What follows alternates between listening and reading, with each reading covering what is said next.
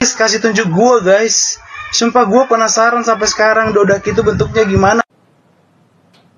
Oke, ku jelaskan di sini. Dodak itu bentuknya halus.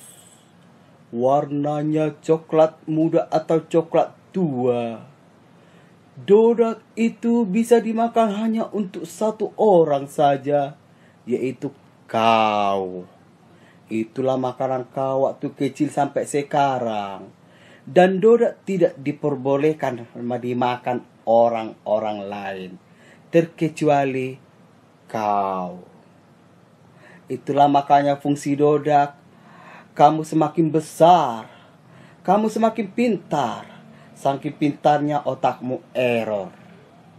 Dan semakin marabalangan. Mawar maho. Pisang. Mau maho. Halo ayah. Hah? Ayah lagi di mana? Kangen ayah sama bunda. Iya loh ayah. Iya bunda juga kangen. Cara mau teleponi, ayah bunda rindu. Bisa bertelepon kau, mubah kau. Tinggal di luar. Dan gue nggak biasa membebas. Asal tahu bagi umar telepon. On, ayah bunda. Bisa ayah bunda. Asing. Mubah. Biasa lagi. Nerakai. Gamarong baku televisi. Nerakai. Jangan dong baku televisi. Nerakai.